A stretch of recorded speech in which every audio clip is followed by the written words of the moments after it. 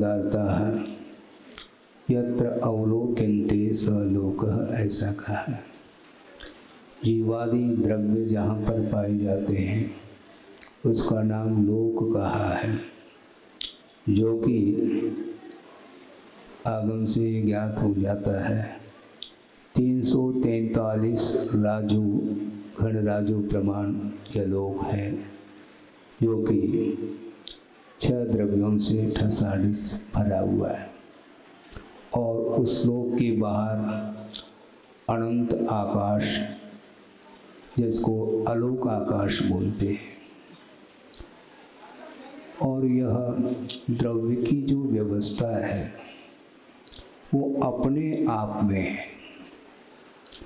इस लोक का निर्माता कोई दूसरा हो या मन में विकल्प आ सकता है, किंतु इस सृष्टि का निर्माता कोई भी व्यक्ति नहीं। यह अनादि अनिधन है, किसी ने इसका निर्माण नहीं किया, किसी के द्वारा यह नष्ट भी नहीं हो सकता, किसी के द्वारा यह लोक सुरक्षित भी नहीं है, अपने आप में है।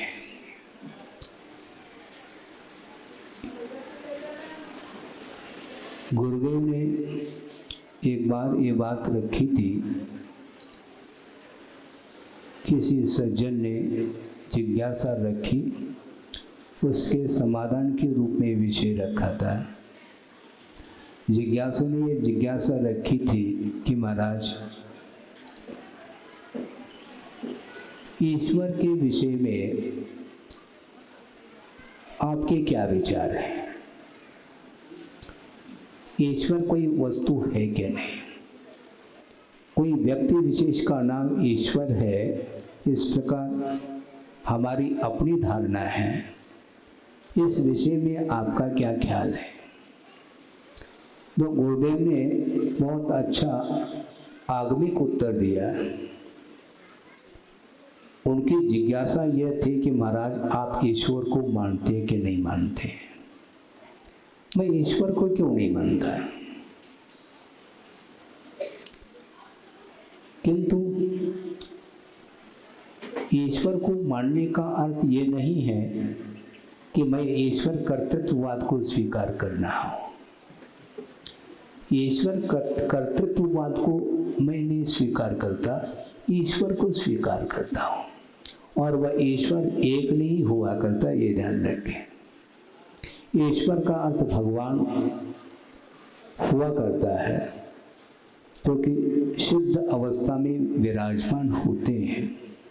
और कुंद कुंद देव ने समयसार ग्रंथ में मंगलाचरण के रूप में ही इस विषय को रखा है कि वंदित्व सौव सिद्धे ध्रुवमचल मनोवमं गयिम पत्ते वो छाव्य समय पाहुड मिनमो सुध केवली फणिदम, ऐसा कहा। वंदित्व सौव सिद्धे, मैं सिद्धों को नमस्कार नहीं करता, समस्त सिद्धों को नमस्कार करता हूँ। इससे स्पष्ट है सिद्ध परमेष्टि एक नहीं, अनंत के रूप में विद्यमान है, उनकी मैं वंदना करता हूँ। और सिद्ध परमेष्टि 3 लोक के स्वामी हुआ करते हैं, फिर भी उनके अंदर स्वामित्व भाव नहीं है। 3 लोक के नाथ है, इसी को ईश्वर बोलते हैं, किंतु वह ईश्वर एक नहीं है। किसी व्यक्ति विशेष का नाम ईश्वर नहीं, किंतु जिन्होंने साधना के माध्यम से प्रभुत्व शक्ति को उद्घाटित किया है, उसको ईश्वर बोलते हैं, इसी को भगवान के रूप में हम स्वीकार करते हैं। किंतु ईश्वर के द्वारा, भगवान के द्वारा सृष्टि का निर्माण नहीं हुआ है। ये अनादि अनिधन या वस्तु की व्यवस्था है, इसको स्वीकार कर लेनी पड़ेगी। अन्यथा बहुत बड़ी बाधा ये आएगी, वह ये है, यदि ईश्वर ने सृष्टि का निर्माण किया है तो ईश्वर को किसने निर्माण किया? सुन रहे हैं आप? ईश्वर ने यदि तीन लोक की रचना की है तो ईश्वर की रचना किसने की? किसी दूसरे ईश्वर ने की मान लो, तो उस ईश्वर की रचना किसने की? किसी दूसरे ने की। इस प्रकार अनंत काल तक भी आप चले जाएं तो भी वह अनवस्था दोष आता चला जाता है, कोई व्यवस्था नहीं बनती है। इसलिए किसी ने किसी को नहीं बनाया है, ये अपने आप द्रव्य की व्यवस्था चलती है। किसी ने उत्पन्न नहीं किया, किसी के द्वारा कोई उत्पन्न नहीं हो सकता, अपने आप ही यह लोक व्यवस्थित है। इसलिए हम ईश्वर को तो मानने के लिए तैयार हैं, किंतु ईश्वर के द्वारा सृष्टि की रचना को मानने के लिए हम तैयार नहीं हैं। हम ईश्वर की उपासना करते हैं, करना चाहिए, क्योंकि ईश्वर अर्थात भगवान हुआ करते हैं और वह भगवान आराध्य हुआ करते हैं, आराधना के योग्य होते हैं। शुद्ध परमेष्टि की आराधना सभी संसारी जीव करता है। पंच परमेष्टि की आराधना आप लोग करते हैं, उसमें अरहंत, शुद्ध, आचार्य, उपाध्याय और सर्व साधु, इन पांचों परमेष्टियों की उपासना की जा रही है। और उसमें सबसे श्रेष्ठ कौन है? आपकी दृष्टि गई है क्या? नमोकार मंत्र का जाप आप लोग प्रतिदिन करते हो और उसमें सर्वप्रथम नमो अरहंतानम ऐसा कहा। तो इन पांच परमेष्टियों में अरहंत परमेष्टि सर्वश्रेष्ठ है क्या? यह प्रश्न उठता है। किंतु अरहंत परमेष्टि समस्त परमेष्टियों में सर्वश्रेष्ठ नहीं है। फिर कौन है? शुद्ध परमेष्टि श्रेष्ठ है, क्योंकि शुद्धावस्था के उपरांत और कोई भी अवस्था नहीं आ सकती। अरहंत परमेष्टि वह हम और आपके लिए आराध्य हैं, किंतु वे स्वयं भी आराधक हैं, क्योंकि वे आराध्य हम और आपके लिए, किंतु उनसे भी कोई श्रेष्ठ अवस्था है। उसको प्राप्त करने के लिए उनकी अभी भी साधना कुछ शेष रही है। मौनी कर्म के अभाव के फलस्वरूप केवल ज्ञान उत्पन्न होता है, और केवल ज्ञान को लेकर के जो शरीर के साथ जिनका जीवन चलता है उनको अरहंत परमेष्टि की संज्ञा प्राप्त है, जिसको सकल परमात्मा बोलते हैं। कल का अर्थ होता है शरीर, और शरीर से युक्त जो आत्मा होती है, परमात्मा होती है, उसका नाम सकल परमात्मा। क्योंकि केवली भगवान केवल ज्ञान के द्वारा समस्त संसार को जान रहे हैं, देख रहे हैं, किंतु उनका वह जीवन अभी भी शरीर के अधीन है, शरीर से मुक्त नहीं हुए, वो स्वतंत्र नहीं है, ध्यान रखें। वो भी परतंत्रता का अनुभव करते हैं। तो महाराज वो भी हम और आप जैसे हैं क्या? आप जैसे तो नहीं है। मौनी कर्म के अधीन तो उनका जीवन नहीं चल रहा है। संसारी प्राणी का जीवन स्वाधीन नहीं, किंतु मोह के अधीन चल रहा है। इसको पराधीन जीवन बोलते हैं। किंतु जिन्होंने मोह को परास्त कर दिया है और केवल ज्ञान को उत्पन्न कर दिया है, उनका जीवन परतंत्र नहीं, स्वतंत्र है। किंतु मोहनी कर्म का अभाव करने के बावजूद भी उनका जीवन अभी भी आयु कर्म के आश्रित चल रहा है। आयु कर्म का जब तक अभाव नहीं होगा तब तक सिद्धत्व की उपलब्धि नहीं हो सकती, यह सिद्धांत है। तो अंतिम यदि कोई शुद्ध पर्याय है तो शुद्ध अवस्था है, और उसके निकटवर्ती कोई पर्याय है तो अनंत अवस्था है। तो महाराज फिर विकल्प होता है। क्या विकल्प?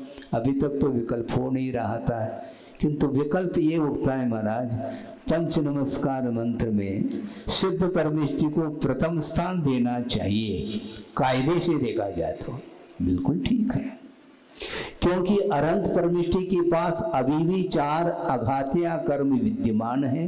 मात्र 4 घातियों का घात करके केवल ज्ञान को प्रकट कर लिया है।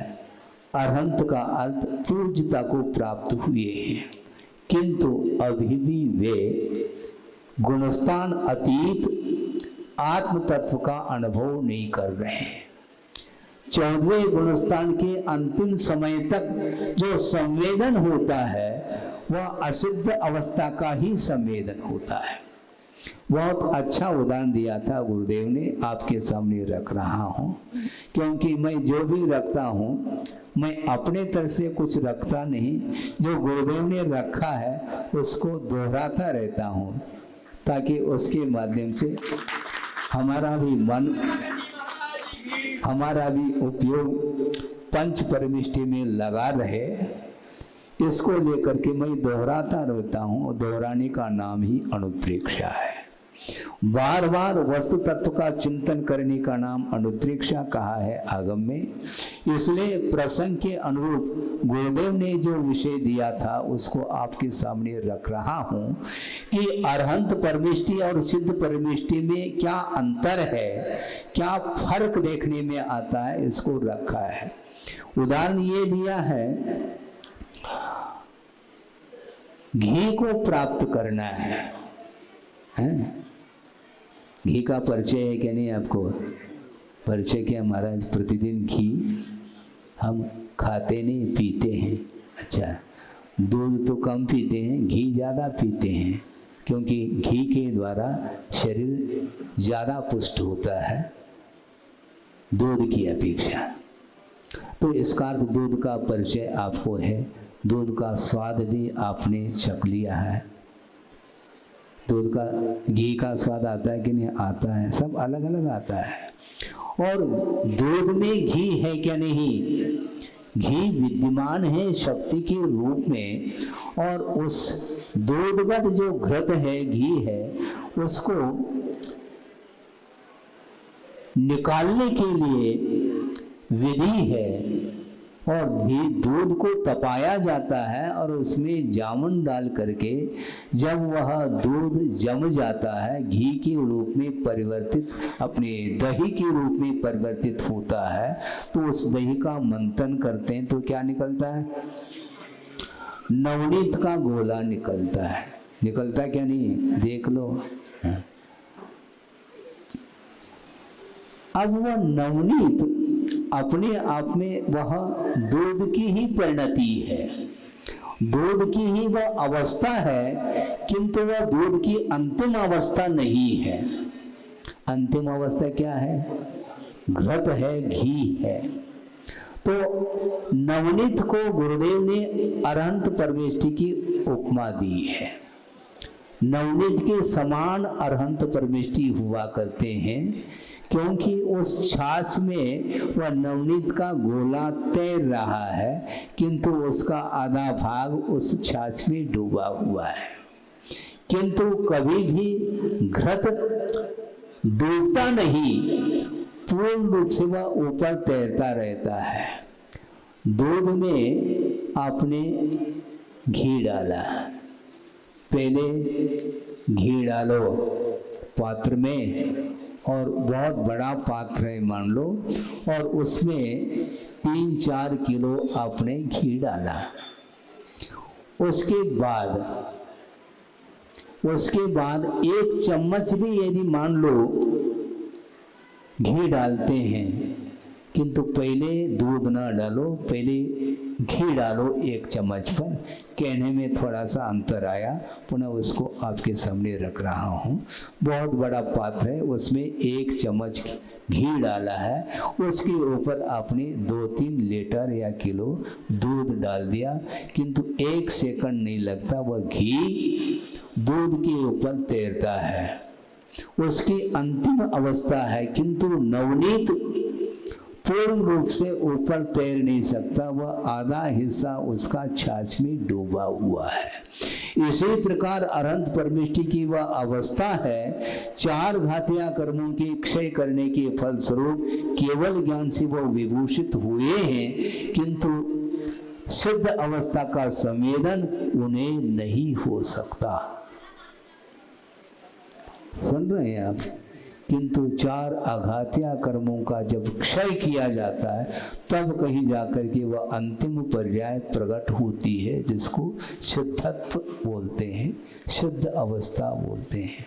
आपको क्या प्राप्त करना है? सिद्ध अवस्था प्राप्त करना कि घी है? क्योंकि दृष्टांत की ओर दृष्टि आपकी है।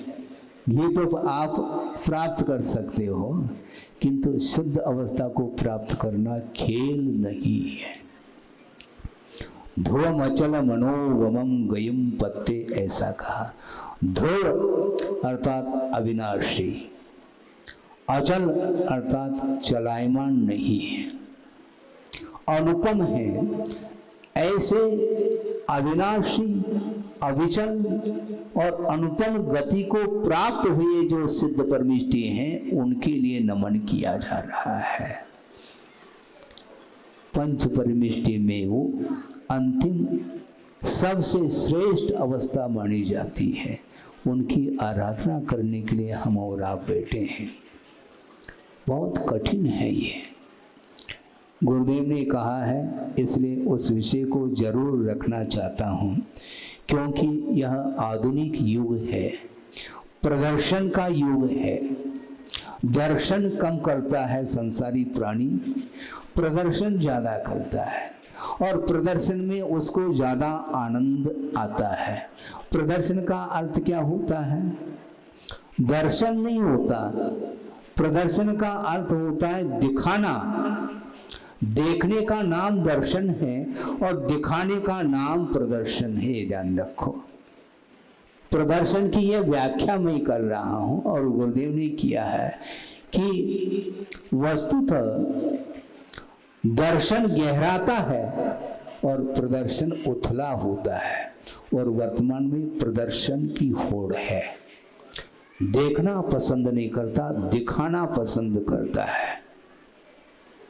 प्रभु के समीप पहुंचा है, इसके उपरांत भी हाथ जोड़ा है, मस्तक वह झुका रहा है, किंतु ध्यान उसका फोटो की ओर है क्या नहीं? क्यों? राग के क्षेत्र में जाकर के बैठते हो, वहां पर फोटो आदि निकालना ठीक है, आपका विषय है, मैं ज्यादा नहीं कहना चाहता। किंतु धर्म सभा में भी फोटो की ओर ध्यान। आप प्रभु को नमन कर रहे हैं, प्रभु की आराधना करने के लिए उपस्थित हुए हैं, क्या अपने आपके चित्र को प्रदर्शित करना चाहते हैं? इसको बोलते हैं बहिर्दृष्टि। शरीर की ओर दृष्टि मानी जाती है, जबकि शरीर से अतीत और शुद्ध परमात्म तत्व हुआ करता है। जिस शुद्ध परमात्म तत्व को प्राप्त करने के लिए, अनंत परमिष्टि के लिए अभी भी साधना की आवश्यकता है। हालांकि नियम रूप से निर्माण का लाभ होगा उन्हें, किंतु अनंत अवस्था से ऊपर उठने के लिए और शेष साधना है। वह साधना भी उनके द्वारा की जाएगी, तब सिद्ध अवस्था प्राप्त होगी। सोचो, विचार करो। सबसे श्रेष्ठ दिव्य शरीर को धारण करने वाले अनंत परमेष्टि हैं। इसके उपरांत उनके मन में एक क्षण मात्र के लिए भावना नहीं है कि इच्छा है उनकी एक आध फोटो खींच लो, दिव्य शरीर है, सबको देखने में आ जाए। जो उपस्थित नहीं है समोषण में, उनको भी दिव्य शरीर का दर्शन हो सके, इसलिए वो इच्छा रखते हो फोटो खिंचवाने की। रखते हैं? फिर आप क्यों खिंचवाते हो? बोलो। बहुत कठिन है। धर्म का श्रवण करना बहुत सरल है, किंतु धर्म का श्रवण करने के उपरांत भी तदनुरूप अपनी चर्या को, अपने जीवन को बनाना अत्यंत कठिन हो गया है वर्तमान में। क्योंकि नित नए संसाधन आप लोगों के लिए मिलते हैं और उसके माध्यम से आप आनंद का अनुभव कर रहे होते हैं, किंतु वह आनंद विषयजन्य आनंद माना जाता, परमार्थ संबंधी वह आनंद नहीं माना जाता। परमार्थ को प्राप्त करने के लिए शरीर को गौण किया जाता है। शरीर की ओर जब तक दृष्टि आपकी रहेगी तब तक आत्म तत्व ओझल रहेगा, ये ध्यान रखो।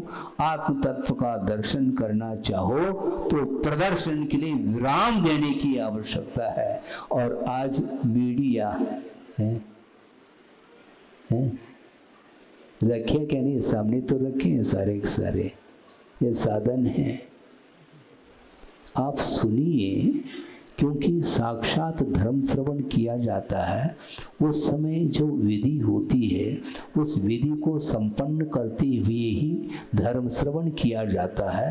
ये धर्म श्रवण का अर्थ, उपदेश का अर्थ स्वाध्याय का एक अंग माना गया है। सुना आपने, वाचना, प्रचना, अनुप्रेक्षा, आमनाय, फिर बाद में अंत में धर्मोपदेश का नंबर आता है। धर्मोपदेश का अर्थ भी स्वाध्याय ही माना जाता है।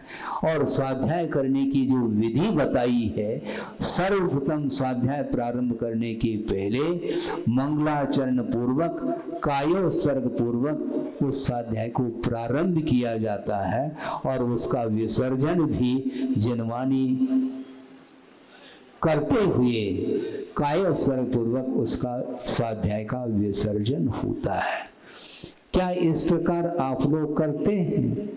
मैं आलोचना नहीं कर रहा हूं, यह ध्यान रखें, किंतु यथार्थ जो बात देखने को मिलती है उसको आपके सामने रखने में कोई भी संकोच नहीं होना चाहिए। मुझे नहीं होता संकोच, भले ही आपको यह विषय अच्छा लगे अथवा न लगे, इससे कोई प्रयोजन नहीं है, किंतु ये देखने को मिलता है, सुनने को मिलता है। जहाँ पर आप लोग घर में हवेली में रहते हैं, वहाँ पर बिस्तर पर आप बैठे हुए भी मिल सकते हैं, लेटे हुए भी मिल सकते हैं। जिस किसी मुद्रा में आपकी छवि देखने को मिलती है और धर्म श्रवण किया जा रहा है मोबाइल के माध्यम से, और उपदेश चल रहा है, और आप किस मुद्रा में हैं, आपका उपयोग किस ओर है, आपके अंदर कहाँ तक विशुद्धि है। क्योंकि मन, वचन और कायिक शुद्धि पूर्वक ही स्वाध्याय किया जाता है, और स्वाध्याय धर्म श्रवण भी स्वाध्याय का ही एक रूप है। इसलिए मैं ये पूछना चाहता हूँ, आप प्रभु के सामने पूजन करने के लिए अथवा अभिषेक करने के लिए बैठे हैं, खड़े हैं, तो आप किस वस्त्र के साथ अभिषेक करते हैं भाई साहब? बोलो।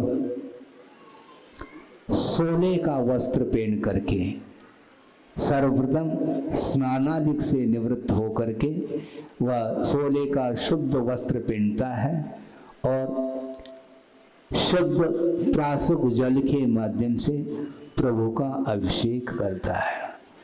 तो इसी प्रकार ये जो विधि है, मन वचन काय की शुद्धि पूर्वक विशुद्ध परिणाम के साथ इस धार्मिक अनुष्ठान को आप करते हैं। इसी प्रकार जिनेंद्र भगवान का जितना महत्व है उतना ही जिनवाणी का भी महत्व है, ये ध्यान रखो। आपके जेब में मोबाइल है, बुरा नहीं मानना, किंतु जेब में मोबाइल है और आपके बदन पर जो वस्त्र है वह अशुद्ध है। पैंट शर्ट पहन करके आप आते हैं और जेब में मोबाइल है और उसी वस्त्र के साथ अशुद्ध स्थान पर भी आप चले जाते हैं और आ जाते हैं, तो उस मोबाइल की क्या स्थिति होगी? क्योंकि उस मोबाइल में लौकिक विषय भी है और परमात्मा संबंधी भी विषय उसमें फीड है, प्रवचन भी उसमें है क्या नहीं है? और लौकिक अश्लील चित्र भी, अश्लील दृश्य भी उसी में मोबाइल में फीड है, और साथ साथ प्रवचन को भी आपने उसमें समाहित किया है मोबाइल में। तत्वार सूत्र भी सुनने को मिल सकता है, भक्तामृत भी सुनने को मिल सकता है, समयसार ग्रंथ की गाथाएं भी उसमें पढ़ने को मिल सकती हैं। जितने भी आगम ग्रंथ की सूत्र और गाथाएं उसमें मोबाइल में पढ़ने को मिलती हैं, और उसमें लौकिक क्षेत्र संबंधी रागात्मक दृश्य और रागात्मक गीत आदि भी उसमें समाहित है, और जेब में रखते हैं और अशुद्ध स्थान पर जाते हैं। आपको ध्यान नहीं है क्या? मैं इसलिए कहना चाह रहा हूँ, ये सामूहिक सभा है, अलग अलग रूप से मेरे लिए कहने के लिए समय भी नहीं है, इसलिए आपको ये चाहिए इस प्रकार अशुद्ध स्थान में उस मोबाइल को नहीं रखना चाहिए। एक बात। दूसरी बात यह है, यदि आप मोबाइल के माध्यम से प्रवचन इत्यादि और जो गाथा इत्यादि सूत्र इत्यादि पढ़ना चाहते हैं, उसका मैं समर्थन नहीं करता हूँ, किंतु मिक्सर नहीं होना चाहिए, पृथक रखना चाहिए। यदि रखना ही है, रखने का समर्थन नहीं है, ध्यान रखो। वस्तुतः यहाँ पर आपने क्या समर्पित किया? प्रवचन के पूर्व में जिनवाणी को समर्पित किया है, उच्च स्थान पर रखा है, जेब में नहीं रखा, ये ध्यान रखो। जिनवाणी को उच्च स्थान पर रखा जाता है क्योंकि वह न्यूज़पेपर नहीं है, ये ध्यान रखो। एक हाथ में न्यूज़पेपर है और एक हाथ में चाय का कप है, और आप न्यूज़पेपर पढ़ते रहते हो, तो इस प्रकार स्वाध्याय नहीं किया जा सकता। महाराज आज तो बिल्कुल ऐसे शब्दों के प्रयोग कर रहे हैं महाराज, हमें अच्छा नहीं लगता, लेकिन ये जो कार्य किया जा रहा है ये अच्छा है क्या? नहीं है। इसलिए जिनवाणी का श्रवण करते समय अपना परिणाम बहुत पवित्र रखना चाहिए। विषय और कषायों के साथ संबंध रखने वाला जो मन होता है, उस मन के माध्यम से कभी भी सात्विक पुण्य का संचय संभव नहीं है। और तीर्थंकर प्रकृति जैसे सात्विक पुण्य का संचय करना चाहो तो ये ध्यान रखो, उस समय आपका उपयोग अत्यंत पवित्र रहता, तब कहीं जा करके उस पुण्य का संचय आप कर पाते हैं। पुण्य संचय करने की कला संसारी प्राणी के अंदर अभी तक नहीं आ पा रही है। ये क्यों इस प्रकार हो रहा है? एक आधुनिकता का एकमात्र परिणाम है। विलासतामय जीवन जी रहा है, उसके लिए सात्विक जीवन इष्ट नहीं है। आदर्श जीवन जीना चाहिए विलासता की अपेक्षा से, किंतु धर्म श्रवण करने के उपरांत भी अपने जीवन को विलासता से ऊपर उठाने का भाव उसके अंदर नहीं आ पाता। विस्मय होता है। एक प्रसंग आपके सामने रख रहा हूं, गुरुदेव ने रखा था इसलिए। धर्म श्रवण करने के लिए जनता समूह शरण में बैठी है, 12 सभाएं भरी हुई हैं, और उस सभा में चक्रवर्ती पहुंच जाता है, और चक्रवर्ती अपने मुकुट को उतार करके प्रभु की वंदना करता है, प्रभु की स्तुति करके, प्रभु की अर्चना करके बैठ जाता है। बैठने के उपरांत जो सामान्य और भी राजाएं वहाँ पर उपस्थित हैं, उसमें से एक राजा उठ करके चक्रवर्ती को क्या कर रहा है? क्या कर रहा है? जय जिनेन्द्र हैं। उन्होंने कहा, खबरदार, इस समय मुझे नमन करने की आवश्यकता नहीं। क्यों? क्योंकि प्रभु के सन्निधि में मैं एक सामान्य श्रावक हूं। मैं चक्रवर्ती के रूप में तब देखने में आऊंगा जब राज सिंहासन पर मैं बैठूंगा, तब तुम नमन नहीं करोगे, तब खबरदार होगा उस समय भी। किंतु अभी भी खबरदार इसलिए क्योंकि प्रभु के सामने मेरा कोई पृथक अस्तित्व नहीं है, क्योंकि प्रभु बनने के उद्देश्य को लेकर के प्रभु के समय में बैठा हूँ। इस समय मैं चक्रवर्तित्व के रूप में नहीं हूँ, इस प्रकार वह बोल रहा है। तो ऐसी स्थिति में चक्रवर्ती हो करके भी एक सामान्य श्रावक के रूप में वह अपने आप को प्रदर्शित कर रहा है। और हम किस रूप में प्रदर्शित करना चाहते हैं प्रभु के सामने, सोचो विचार करो। परिणामों को उज्जवल करना बंधुओं खेल नहीं। अच्छे अच्छे साधक भी कभी भी साधना से विचलित हो सकते हैं, क्योंकि यह संसार का प्रभाव है। ये संसार का ये प्रभाव है, कभी भी गाड़ी रिवर्स हो सकती है। इसलिए सावधानी के साथ चलने की आवश्यकता है। मेरा पद क्या है, मेरा रूप क्या है, मैं किस वस्तु को प्राप्त करना चाहता हूँ, ये सारा का सारा विषय मन में होना चाहिए। तब कहीं जा कर के प्रभु की आराधना सही मायने में हो सकती है। इसलिए प्रदर्शन को गौण करने के लिए बार बार गुरुदेव कहते हैं, किंतु संसारी प्राणी प्रदर्शन से दूर होना नहीं चाहता। मैं मुख्य रूप से ये कहना चाह रहा था, क्योंकि एक बार कहना इसलिए उपयुक्त है ताकि वह भविष्य में उसकी पुनरावृत्ति ना हो। महाराज आप क्या कहना चाह रहे हैं, सुनो। और गुरुदेव ने कहा है इसलिए मैं कह रहा हूँ, अन्यथा कहने का साहस नहीं होता मेरा। वो ये है, अभी आपने गुरुदेव की पूजा की क्या नहीं? हालांकि इसमें कोई विशेष संगीत आदि भी नहीं था, लेकिन गुरुदेव की पूजा करते समय बीच बीच में जो भजन के रूप में कड़ी बोली जाती है, कड़ी का अर्थ क्या है? वो कड़ी नहीं, कड़ी दाल की बात नहीं कर रहा हूँ। बीच बीच में जो पद्य आप बोल रहे थे, वो पद्य, उन पद्यों का पूजन के साथ कोई संबंध नहीं है, वो भजन माने जाते हैं। तो आप पूजन करते समय आप पूजन करिएगा, भजन करते समय भजन करो।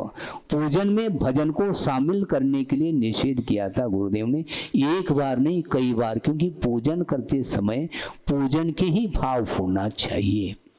विभिन्न प्रकार के लय के साथ यदि आप पूजन करेंगे, उसमें भजन का पुट लाएंगे, तो निश्चित रूप से वह पूजन में वह विशुद्धि नहीं आ सकती है। पूजन में राग भाव नहीं आना चाहिए, क्योंकि प्रभु की आराधना की जा रही है। समझ में बात आ गई? लेकिन मन मानता नहीं महाराज, मन ही तो नहीं मानता, उसी को तो मनाना है। हम भगवान को मनाने के लिए आ जाते हैं। भोजन में या भजन में इस प्रकार की भी बोलते हैं, कुंडल की धूल सर लगाने आया हूं, और आगे बोलो, बड़े बाबा को मनाने आया हूं। बड़े बाबा को मनाने की अपेक्षा से बड़े बाबा की बात को मानना चाहिए आपको। हम भगवान को भी मनाना चाह रहे हैं, और भगवान की बात हम स्वयं मानना नहीं चाहते। समय पर वह पंक्ति हमें याद आती है, इसलिए आपके सामने रखा कि वस्तुतः गुरुदेव की दृष्टि तो देखो।